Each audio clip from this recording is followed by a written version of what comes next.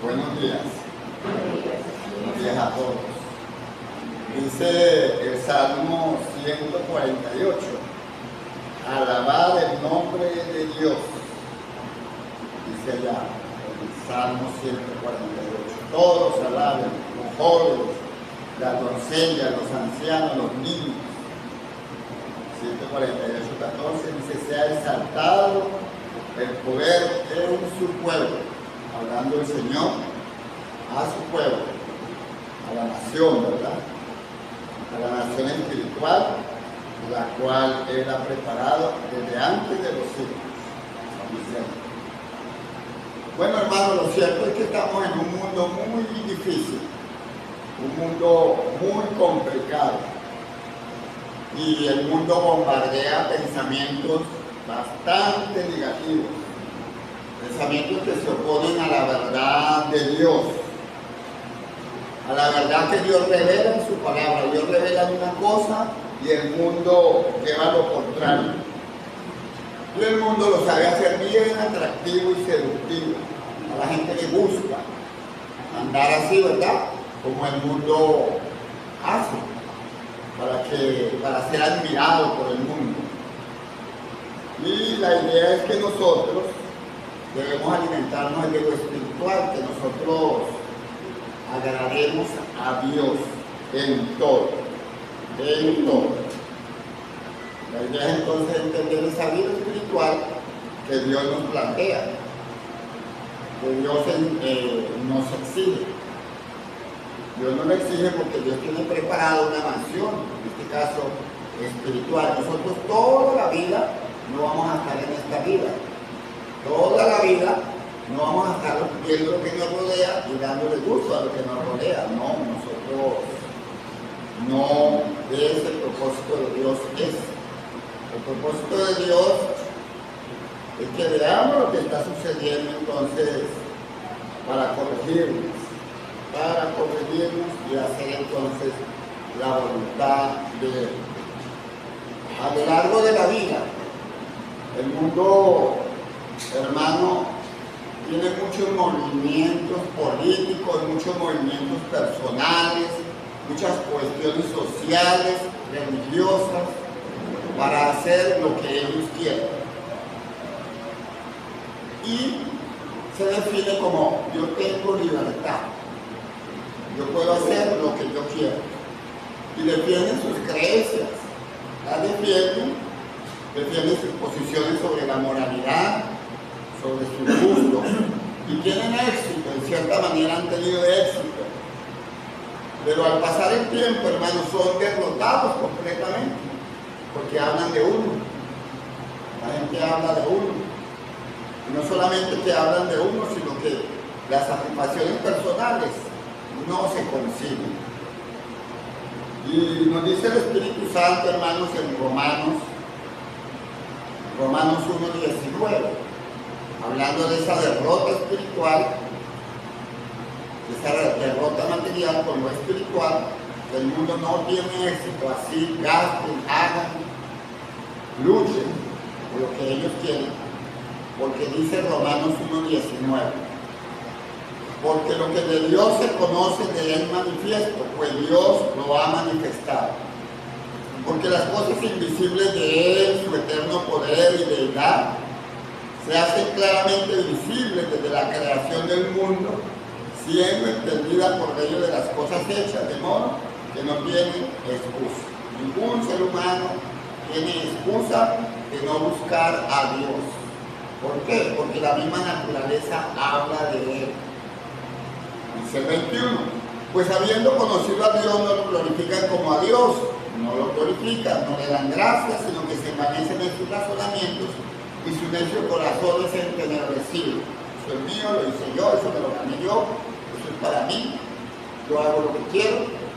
Dice el 21, pues habiendo conocido a Dios, no lo glorifican como a Dios, no le dan gracias, sino que se envanecen en sus razonamientos y su necio corazón es entenebrecido. Profesando ser sabios, se hacen necios y cambian la gloria de Dios incorruptible en semejanza de imagen de hombre corruptible, de ave, de cuadrúpedos, de reptiles, por lo cual Dios también les entrega la inmundicia, la gente cambia, ¿verdad? Cambia por sus deseos. Dice que Dios los entrega a la injusticia, en las concupiscencias de sus corazones, de modo que deshonran entre sí sus propios cuerpos. ¿Y qué ha hecho el mundo?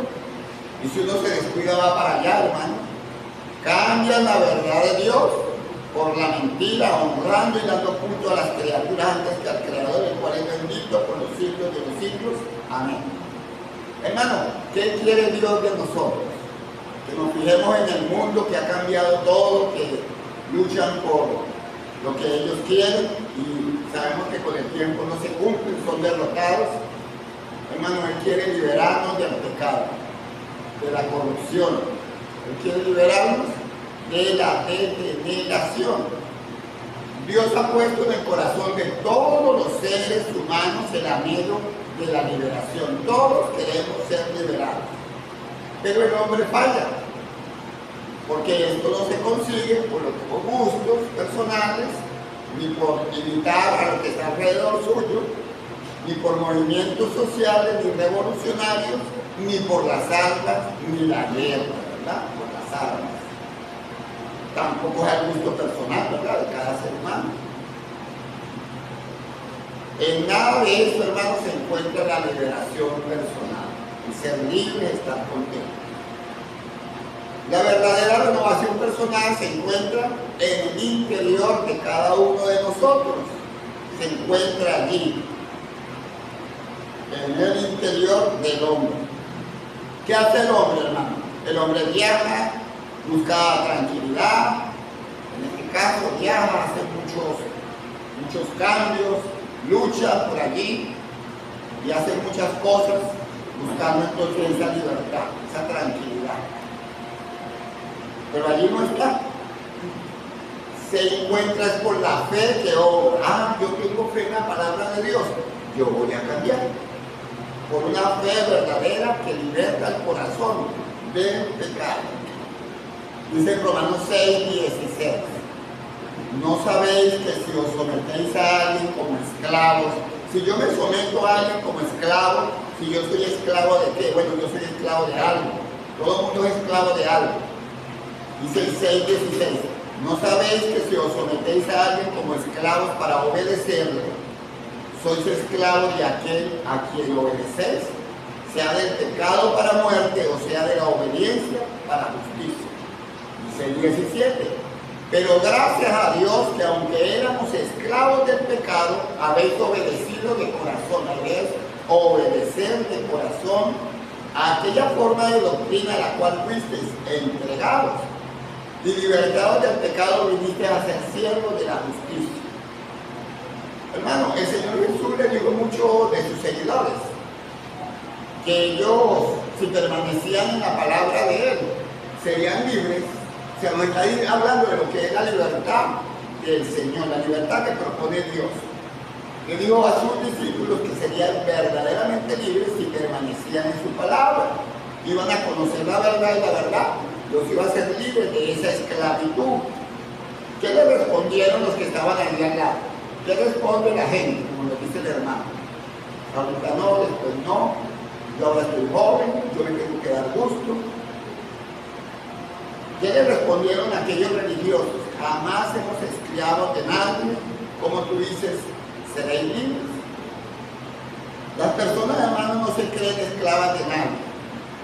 Pero a la final nosotros somos esclavos de algo, del pecado, porque el pecado hace esclavo, dice Jesús en Juan 8:34.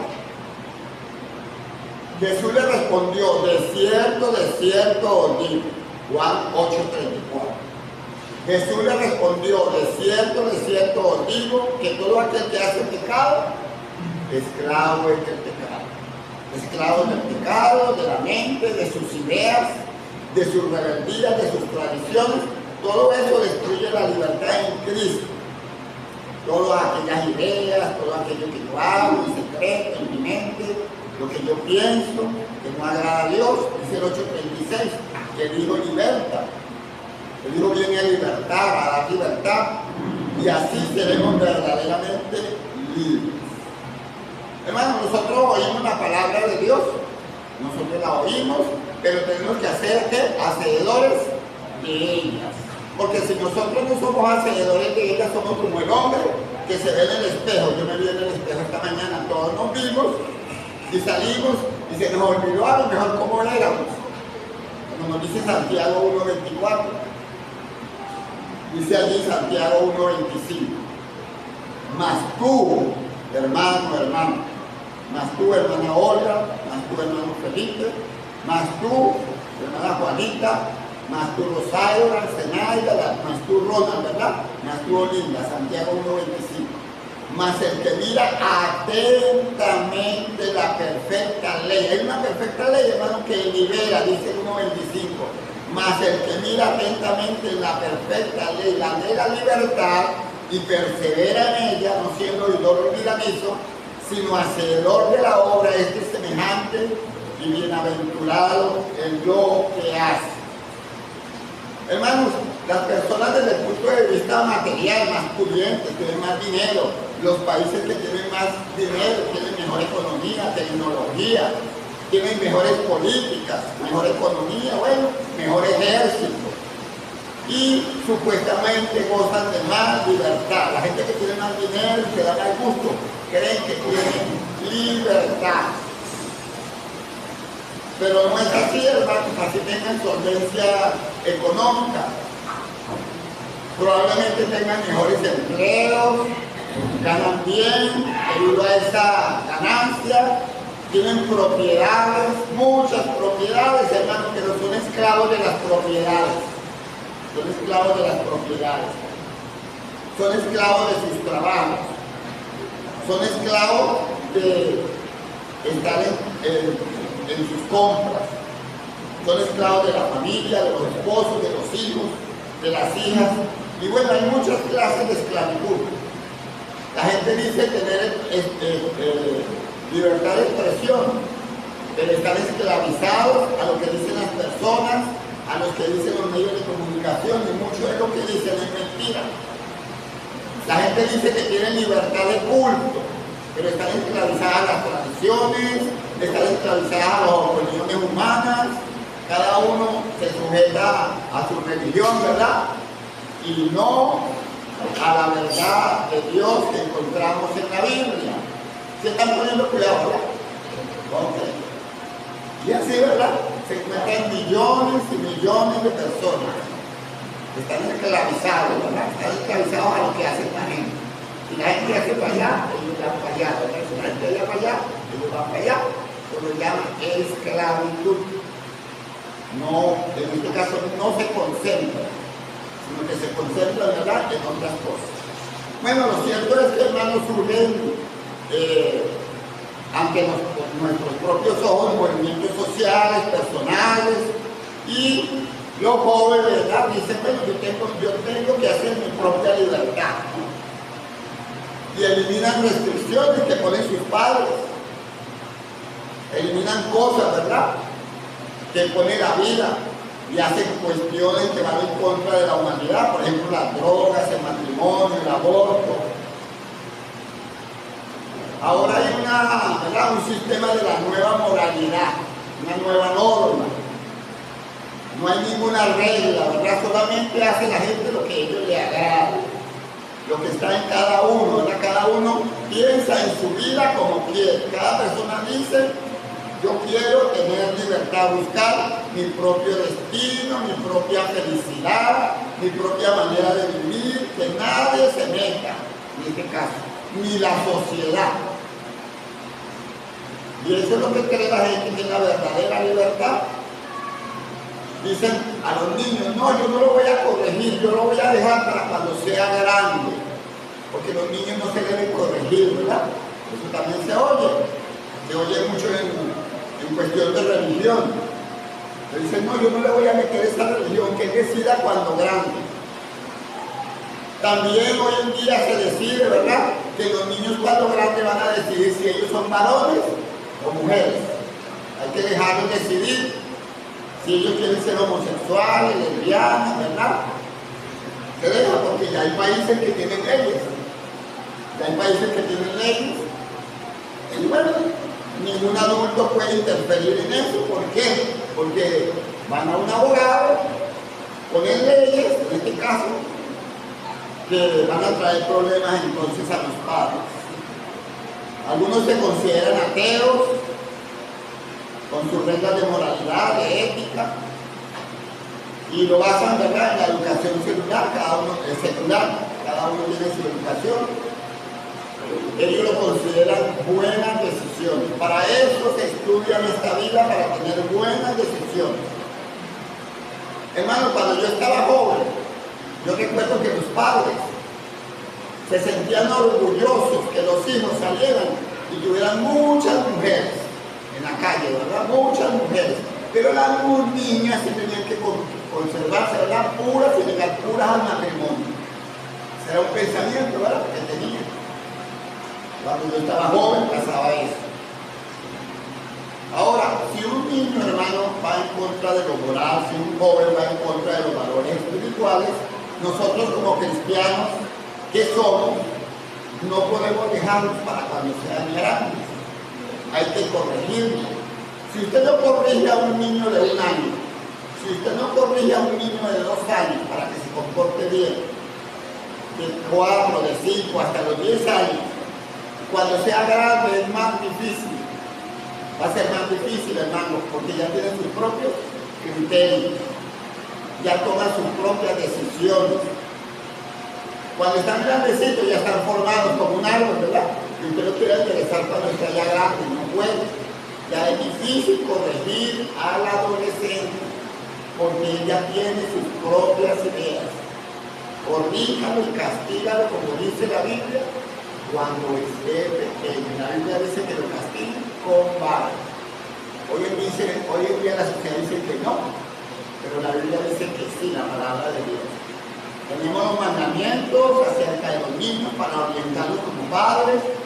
Dice el Señor Jesús: dejad que los niños vengan a mí, que de tales es el reino de los cielos. Dejad que los niños vayan al Señor, es agarrar la Escritura, ver qué es lo que dice el Señor y hacer lo que dice el Señor con los niños, traerlos al servicio, ¿verdad?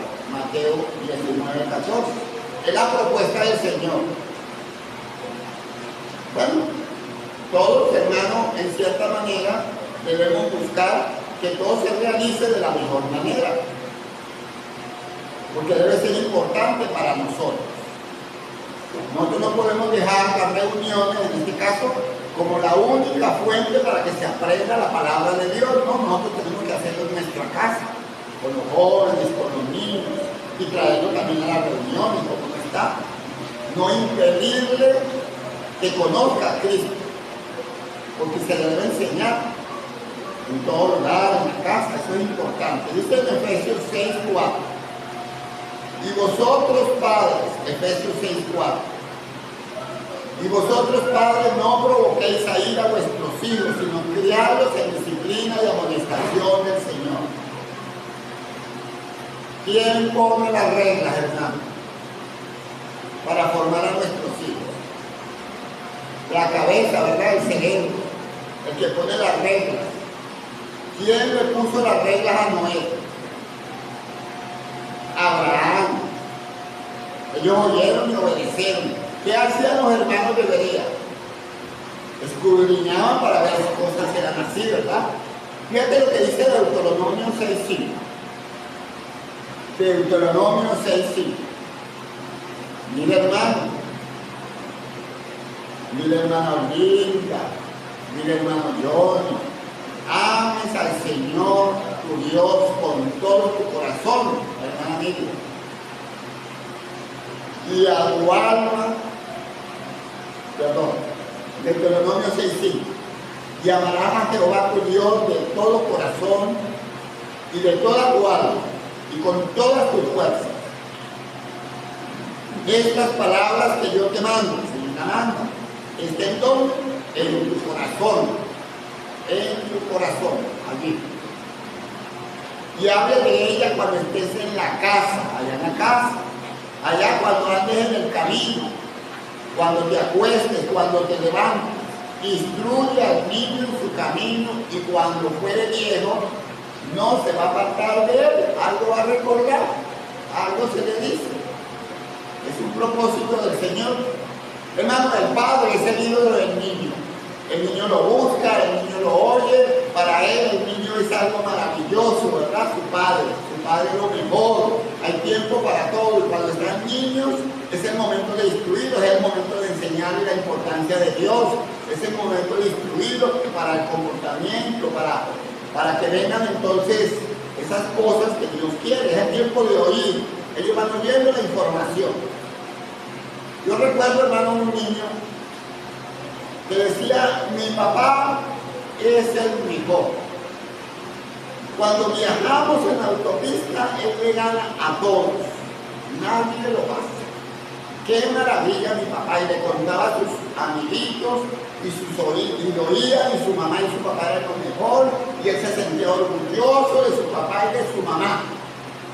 Bueno, él fue creciendo y llegó adolescente, y agarró luego en la autopista con su papá.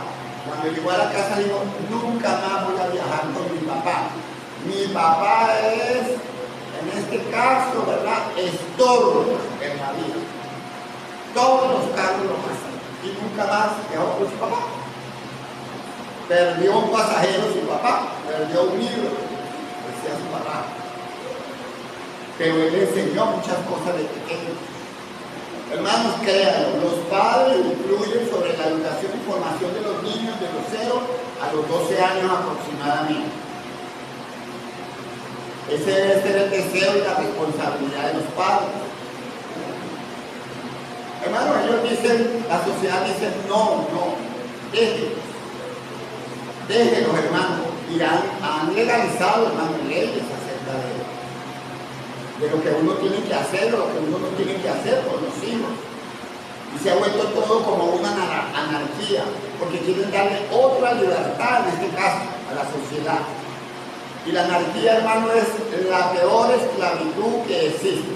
Es engañosa, porque parece libertad al principio. Déjelo, ¿verdad? Déjelo a su opinión, el muchacho se siente contento y el papá también, porque sabe, hace cosas, es cierto, ¿verdad?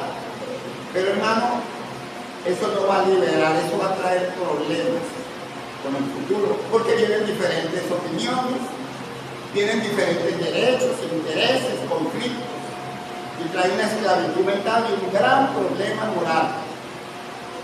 Viene la esclavitud de los deseos, yo deseo, ¿verdad?, de esta manera, vienen las pasiones.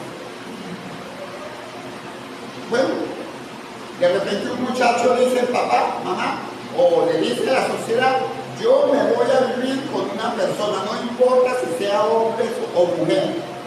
Yo quiero estar con ella, yo lo quiero para mí, y nadie tiene derecho a decirme algo, lo denuncio. Yo lo quiero para mí. Nadie quite ese derecho. Y hay países que ya legalizaron eso. ¿Por qué? Porque nosotros como padres tenemos que decírselo de los niños, los jóvenes. Van a llegar el momento. No debemos permitirle cosas, ¿verdad? Pero va a llegar el momento en que ellos van a decidir. Y hoy en día las leyes y las cosas se han puesto peor, hermano. Porque ahora tienen que ver con el sexo y con muchas cosas.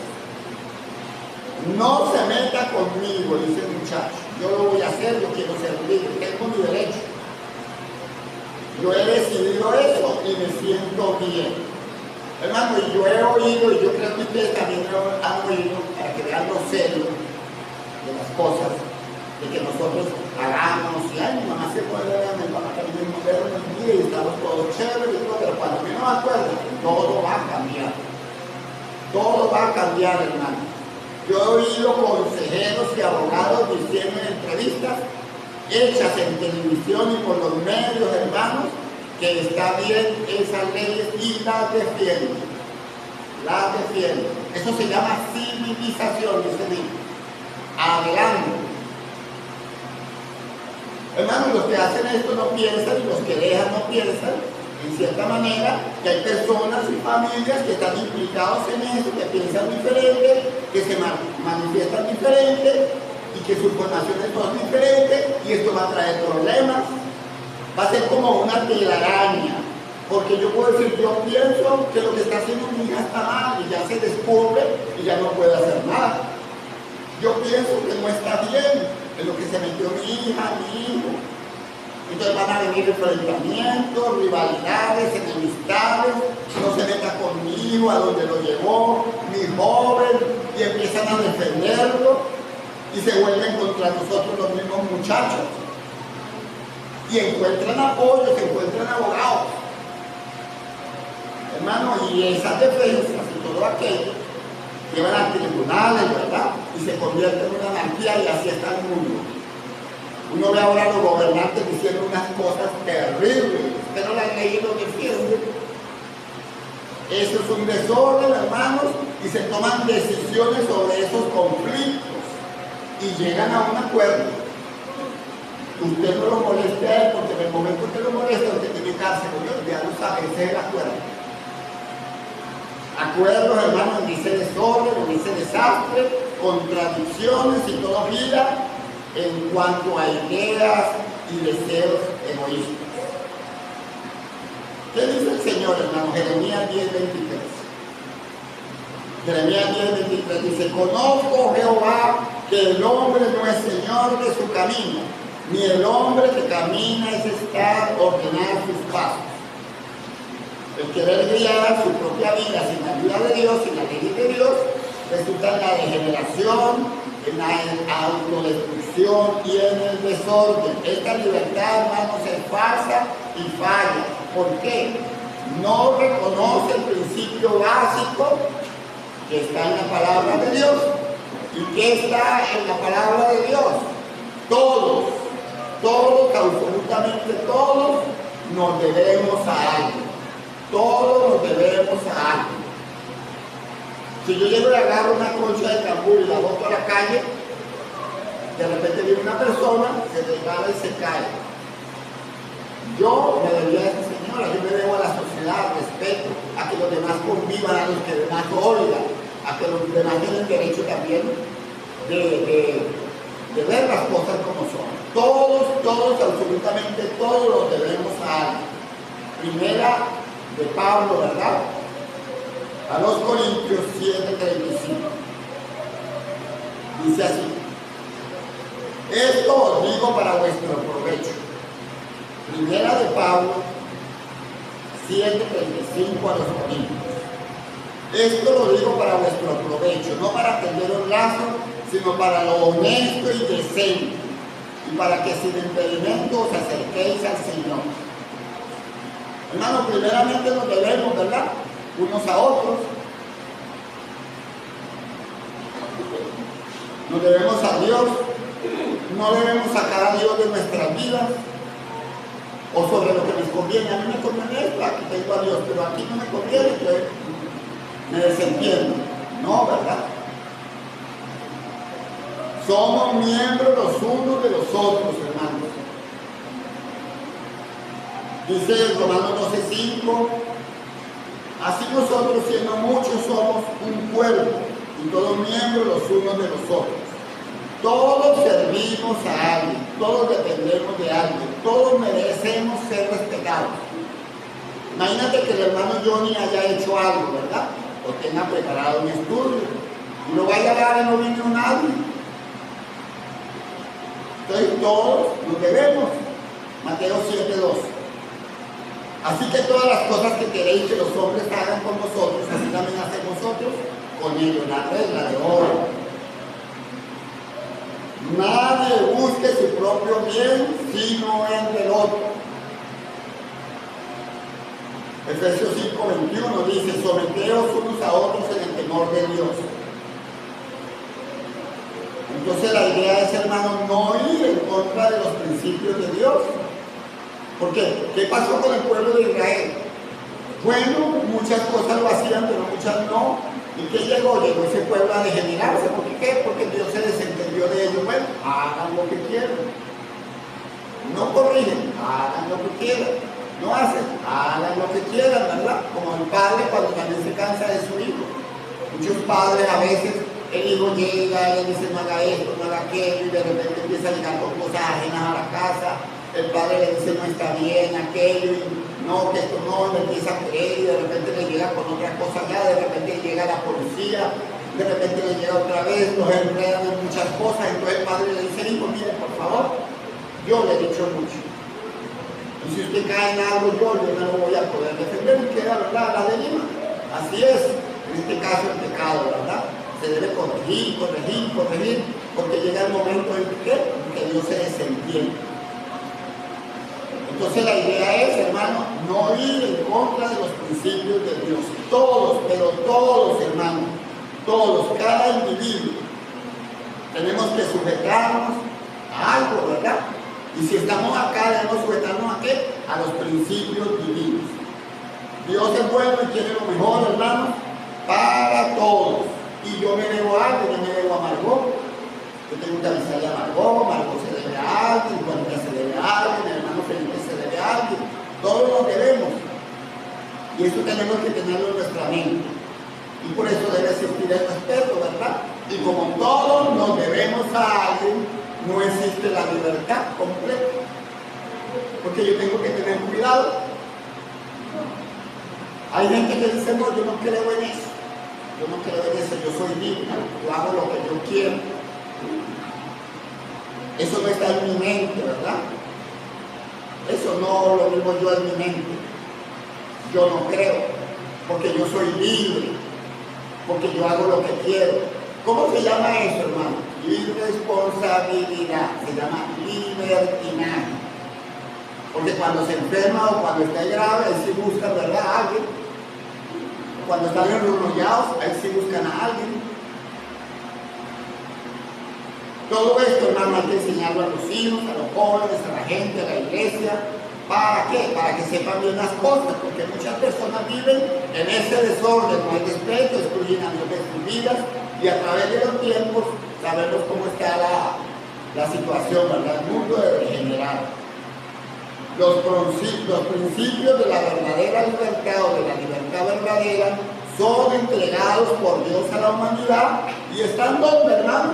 En las Sagradas Escrituras. Ahí están. Y esto debe enseñarse, hermano, en la iglesia. Mire, compórtate bien, llega a la buena hora, trata de vestirte bien, ¿verdad?, para la reunión del Señor, trata de hacer esto. Todo eso son principios que nosotros debemos tener, porque la gente lo ve como un espectáculo al mundo y ejemplo al mundo. Tenemos libertad, pero tenemos que buscar la libertad en el Señor, y debe enseñarse en la iglesia, debe edificarse con los valores espirituales.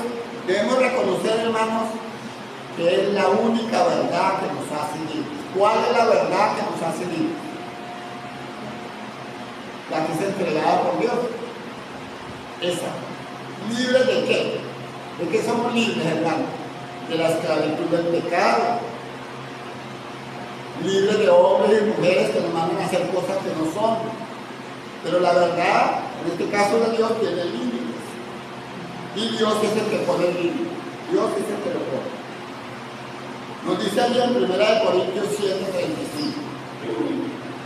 Otra vez, esto lo digo para vuestro provecho, no para tenderos lazos, sino para que lo honesto y decente, y para que sin impedimento os acerquéis al Señor.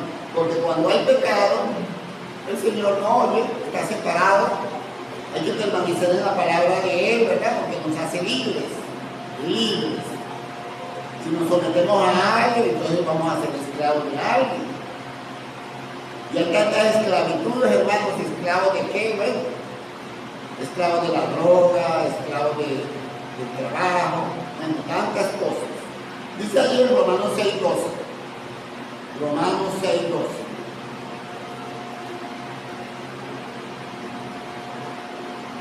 Dice, no reine pues el pecado en vuestro cuerpo mortal, de modo que obedezcáis a sus concupiscencias. ¿Qué es una concupiscencia? Un deseo fuerte, un deseo grande que está allí. No debe decir cuando vienen estos deseos, escrito está que debo obedecer a Dios y no me va a ganar el pecado, no me va a ganar. Esa es la lucha que tenemos. No reine pues el pecado en vuestro cuerpo mortal, de modo que lo obedezcáis en sus concupiscencias. Ni tampoco presentéis vuestro miembro al pecado como instrumentos de iniquidad, sino presentaos vosotros mismos a Dios como vivos entre los muertos, y vuestros miembros a Dios como instrumentos de justicia. Nosotros, hermanos, Debemos hacer un pacto con nosotros mismos.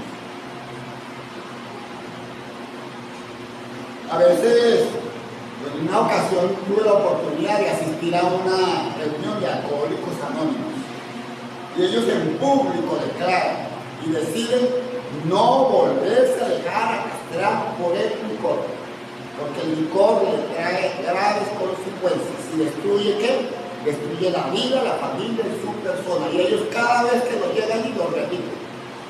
Uno debería decir, no voy a pecar, no voy a mostrarme en pecado ni en gustos, ni voy a pasar los límites o tratar de agradarme a mí mismo. ¿Por qué? Porque eso va a destruir. Eso no destruye en el momento, hermano, pero con el tiempo destruye. Uno comete errores. Y vienen entonces después los resultados. Entonces decidir no pecar, libre de pecar, vivir libre del pecado, libre de ese castigo, ¿verdad? De esa esclavitud, de esos momentos.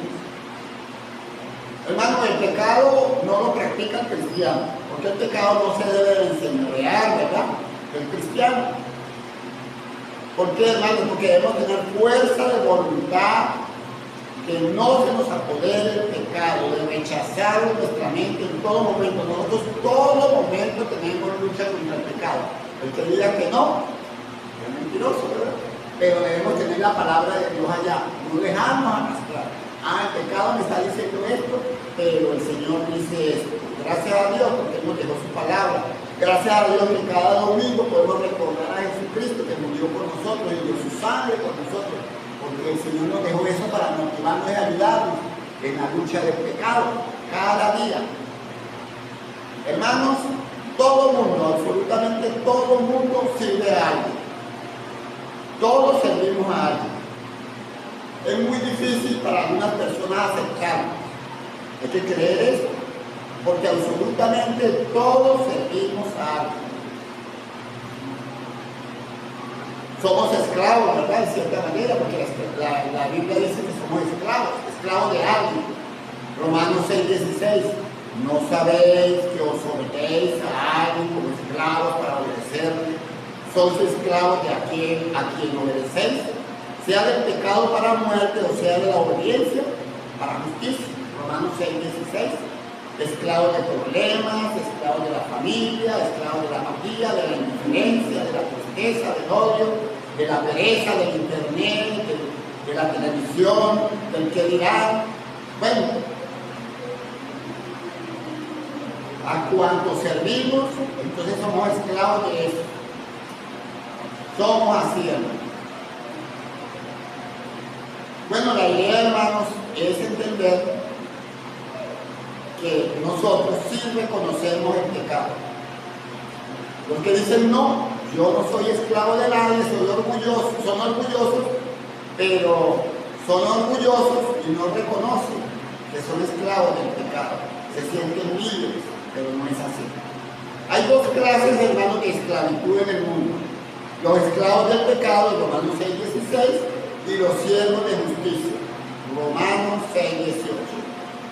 Esas dos tipos de esclavitud, o somos esclavos de Cristo o somos esclavos del pecado, pero tiene que ser esclavo de alguien para servirlo.